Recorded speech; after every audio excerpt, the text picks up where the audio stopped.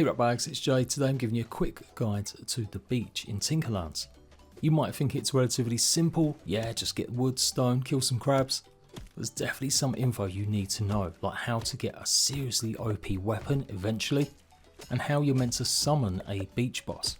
No actual spoilers about the boss, I'm just going to tell you what you need to go ahead and summon him. Find this little guide useful, leave a like, check out the rest of the Tinkerlands content, let's go. Did you know there's actually more maps to explore? There's different realms that you can only access or biomes once you get further and deeper into the game. So that will be covered in a separate video. But the ones that are relatively easy to access, that's what I'm going to talk about today. The resources that you get, the items that you can make, and some other top tips. So of course on the beach you surely would have got some of your resources and some of the tools that you get to start off with from the box. The beach area can be quite small, so you might even think about just moving straight off it, but there's an important reason to spend a bit extra time here. If you think you're going to be using a lot of magical items and gear, then you may want to pick up as many starfish as possible, as these can be used later for magic potions. And something everyone's going to need is lots of the coral that you can also find in the beach, as that's how you're going to make healing potions. Now you are going to need sand, but you can't use any of the beach ground with a shovel. Instead you need to go and get sand deposits from the desert.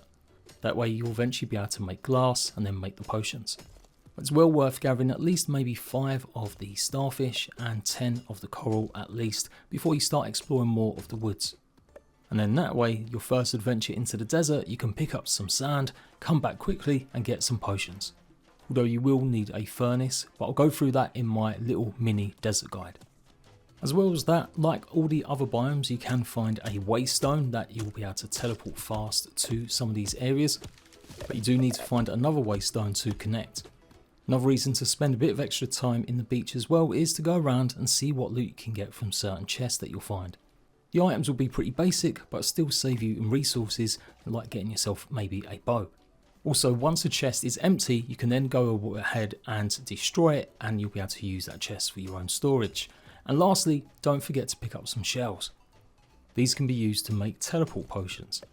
Make sure you kill as many crabs as you come across as well.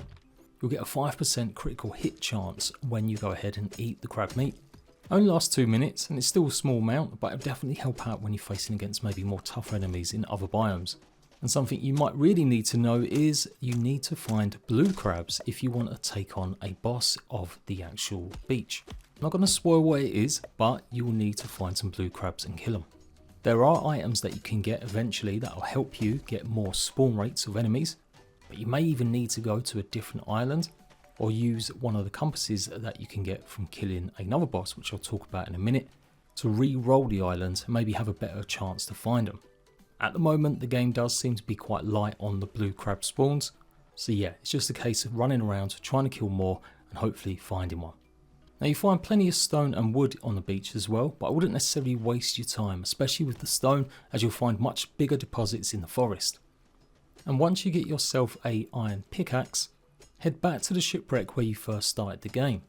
Go ahead and mine the actual anchor and you'll get a really OP weapon. You also get a ton of iron ingots as well.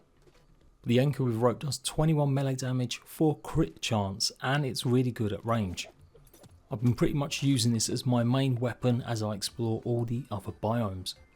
It's a bit like a boomerang that can kind of go around some corners sometimes to catch an enemy too. And if you are looking for a guide for the boss of the beach, I'm going to be doing that in a separate video. Look out for my other mini biome guides, and I'll see you right back for more Tinkerland stuff soon.